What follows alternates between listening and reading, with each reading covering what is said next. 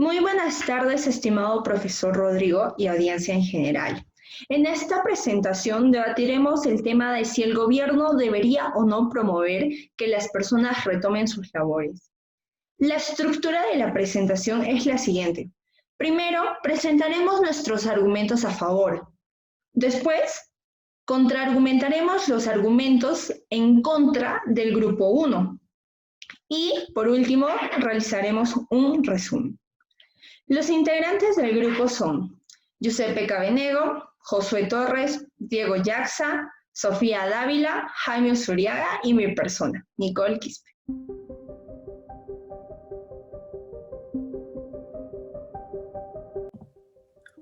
En los últimos años, el Perú ha sido un país en vías de desarrollo que presentaba con un crecimiento económico constante.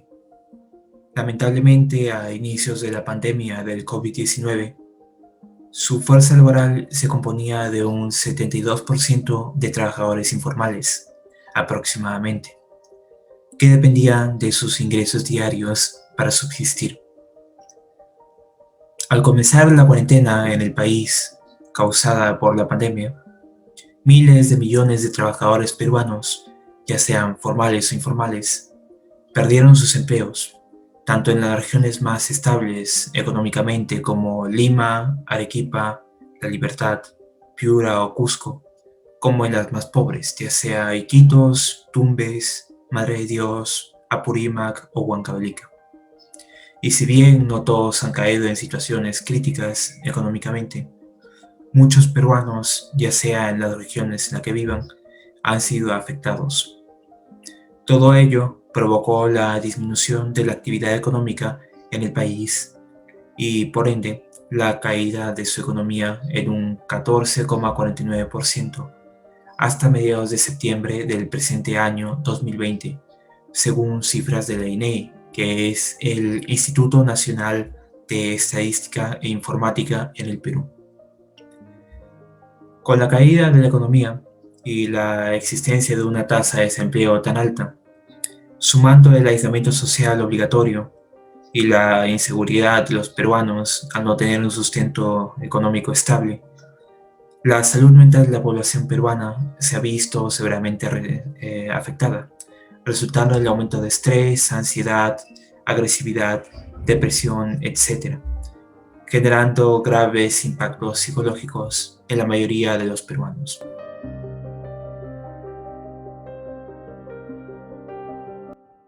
El primer argumento por el cual el gobierno debería promover el retorno de la población a sus respectivos empleos es porque el desarrollo de la economía del país se ha visto afectada. Hasta el presente mes existen sectores en los cuales la economía no se ha reactivado y millones de personas siguen perdiendo sus empleos. Esto se comprueba con el informe de la INEI sobre la pérdida de 3 millones de trabajos, solo en el tercer trimestre del año, y una caída del 50% en la masa salarial de Lima. Además, según los datos de la UNICEF, el incremento de la población peruana en condiciones de pobreza aumenta de un 20,2% en el 2019 a un 30,3% en el año 2020. Esto como consecuencia directa de la pandemia. En Perú existen 3 categorías de pobreza: la pobreza endémica, la pobreza endémica, la pobreza crónica y la pobreza coyuntural. Entre estas 3, la pobreza coyuntural es la que tiene más integración a los servicios sociales y estructuras económicas. Debido a la pandemia, esto conllevaría que estos tres tipos de pobreza aumenten la población en la que cada uno pertenece, hasta que pasen de una a otra hasta llegar a la última, que sería la pobreza endémica. En la pobreza endémica, la cual prácticamente carece de las necesidades básicas y los servicios sociales básicos. Esto, a su vez, podría resultar en un incremento en las cifras de malnutrición y o desnutrición en individuos de estos sectores. Esto provocaría más gastos en familias que carecen de ciertos servicios básicos, que, agregado a la poca accesibilidad de un recurso humano básico como la salud pública, podría llevar al aumento de la cantidad de enfermedades en las familias, y esto, al no ser apropiadamente tratadas, podrían traer consecuencias fatales. Otra de las grandes razones por las que se plantea que el gobierno debería promover que todas las personas retomen sus labores es el plano de la salud mental. Se han hecho varios estudios alrededor del mundo sobre cómo es que afecta el aislamiento social a las personas. Uno de estos estudios es el de 7 psicólogos del King's College de London, que comprueban que el hecho de estar aislados de nuestros seres queridos y de la sociedad por largos periodos de tiempo producen en la persona sentimientos de pérdida de libertad, de incertidumbre, de impotencia, de aburrimiento, que desencadena en muchas ocasiones en unos altos niveles de ansiedad, de estrés, de depresión y de ira. La depresión, como ya se sabe, es una de las principales causas de suicidios alrededor del mundo, la principal en el caso del Perú. En cuanto al trabajo en línea, según la Organización Internacional del Trabajo, se ha comprobado que esta formalidad agregada al aislamiento social ha producido una baja en los niveles de productividad laboral en las personas. Ello ha conducido al desempleo en algunas ocasiones. El desempleo, a su vez, en estas épocas de incertidumbre laboral y de una posible recesión económica, produce en la gente los mismos sentimientos y síntomas ya mencionados anteriormente. Una alza de los niveles de estrés, de ansiedad, de ira, de depresión, además de la somatización de algunas enfermedades. Pueden ser cardiovasculares, inmunológicas, gastrointestinales. A ello también se le agrega el hecho de que algunas personas adquieren conductas no saludables como el consumo de alcohol, el abuso del consumo de alcohol, el consumo de drogas o del desarrollo de trastornos alimenticios.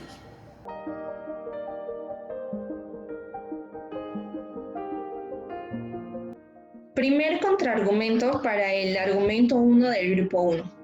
Si bien es cierto, a inicios de la cuarentena muchos lugares no cumplían con los protocolos de salud. En la actualidad, muchos de ellos están clausurados. Un claro ejemplo es que en el mes pasado en Lima clausuraron 58 establecimientos. ¿Qué quiere decir esto? Que se están priorizando los protocolos de sanidad. Como menciona el argumento 1, hay lugares que son considerados focos de contagio, como son los mercados, transportes públicos, centros educativos. Pero recordemos que en el caso de mercados, supermercados, transportes públicos, estos son de necesidad básica. Siempre han estado abiertos y lo seguirán siendo. Claro que con un aforo reducido, pero estos no pueden ser clausurados por ningún motivo. En el caso de los centros educativos, acá presentamos una serie de argumentos. Entre ellos está que la educación integral no es la misma en base a una educación a distancia. La educación que reciben los niños, sobre todo hoy en día, no es la misma que se da en una educación presencial. No se desarrollan habilidades como son la habilidad comunicativa y la social.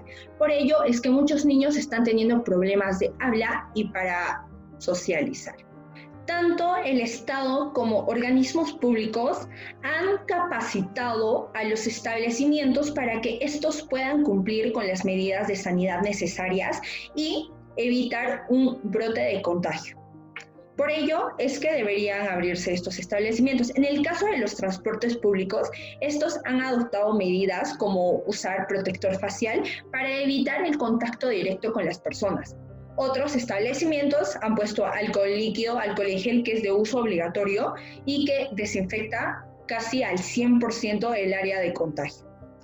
A continuación, le cedo la palabra a mi compañero Josué Torres. Contraargumento del argumento 2. Comparar Europa con Perú es un error, debido a que los factores políticos, sociales y ambientales son muy diferentes.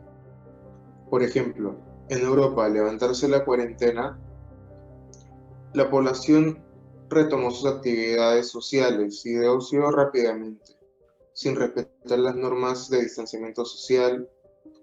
El uso de barbijos no lo llevaban, ni tampoco los protectores faciales. Además, En España y en Italia han habido estudios los cuales demuestran que solo el 5% de su población se ha contagiado. Ello, con lo previamente dicho, ha causado que haya una segunda oleada. Por otro lado, en Perú, las protestas recientes han demostrado que con los suficientes cuidados la población puede evitar que haya una segunda oleada, debido a que los contagios en estas últimas fechas post-marchas han disminuido constantemente. Contraargumento del argumento 3. Como lo mencionó el grupo 1 en sus argumentos, las camas sí son limitadas en el Perú. Sin embargo, si continuamos con este aislamiento social, la economía en el Perú no rendirá lo suficiente para poder sustentar los gastos de las mejoras en nuestro servicio de salud pública, ya que al momento se ha convertido en una de nuestras prioridades. Además, como lo mencionamos en nuestros argumentos, la pérdida económica genera pobreza. Como consecuencia de ello se presentan problemas a la salud. Entre ellos se encuentra la desnutrición crónica en bebés y la depresión. La desnutrición crónica en bebés es irreversible, genera retraso en el desarrollo motor y un deterioro de la función cognitiva. Además, en un futuro para quien lo padece, genera el bajo rendimiento escolar, lo cual le quita oportunidades. Además, el problema de depresión es la primera causa de suicidios en el Perú, problemas graves de nuestra sociedad. Como lo había mencionado en el contraargumento anterior, si es que se respetan las medidas de prevención como el lavado de manos constante, el uso de tapabocas, el protector facial y un distanciamiento social, es posible prevenir que se dé una segunda oleada. Además, como ya hemos podido presenciar en las diferentes manifestaciones que se han dado, ya sea en Perú, en Chile, en Nicaragua o en Estados Unidos, al hacerse con las respectivas medidas de seguridad, ya sea con el uso de cubrebocas, protectores faciales y el distanciamiento social, hemos podido observar que las cifras de contagiados no han aumentado drásticamente, sino la curva ha seguido disminuyendo constante. Ahora le daré paso a mi compañero Diego.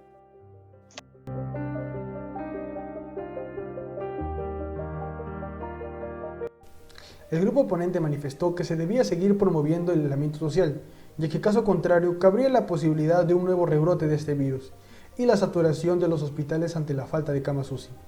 Pero, ¿a qué costo? ¿Qué consecuencias a corto y a largo plazo nos dejan permanecer en aislamiento social? ¿Y esto es realmente tan beneficioso? En primer lugar, el estar largos periodos de tiempo aislados o confinados en nuestros hogares genera un ambiente no tan óptimo tanto como para nosotros o nuestros familiares, ya que según un estudio realizado por el King's College de Londres nos anuncia que estar expuestos a tales condiciones anteriormente señaladas genera en nosotros efectos psicológicos negativos, como el desarrollo de altos niveles de estrés, ansiedad e ira, y que estos a su vez desencadenan otros problemas aún mayores. En segundo lugar, esta pandemia nos ha dejado problemas económicos. Esto se debe a que, al no haber una reactivación económica, la masa salarial ha disminuido en un 50%. Esto quiere decir que los pagos que las empresas realizan a sus trabajadores ha disminuido considerablemente, además de un despido parcial de su personal. Esto generó que muchas familias ahora se encuentren en la pobreza, y las que anteriormente se encontraban ahí ahora estén en la extrema pobreza. En tercer lugar, y en nuestro parecer el más importante, es que si bien antes de estas dificultades que trajo el COVID-19, el Perú ya afrontaba problemas aún mayores y de suma importancia, y que por la coyuntura actual no se están tomando las medidas correspondientes. Uno de estos es la desnutrición crónica, que viene afectando a más del 12% de niños mayores de 5 años, según un último estudio presentado por el MINSA. Y he aquí el problema. ¿Cómo podemos afrontar esto desde el aislamiento social? ¿Cómo podemos afrontarlo si muchas de estas familias no cuentan con un sueldo fijo y dependen de las ganancias del día a día para poder subsistir? Y que claro, al estar encerrados, no tienen una fuente de ingreso. ¿Cómo lo afrontamos? Si el gobierno no es capaz de distribuir apropiadamente un bono para las familias que realmente lo necesitan, ¿cómo lo afrontamos? Si los programas y estrategias que viene desarrollando el Estado no se podrán efectuar debido al aislamiento social, ¿cómo lo afrontamos? Por todas las razones presentadas anteriormente, concluimos que es necesario que el gobierno promueva a que todas las personas retomen sus actividades, pero claro, con las medidas y los cuidados correspondientes. Habiendo concluido con la presentación, agradecemos su total interés. Muchas gracias.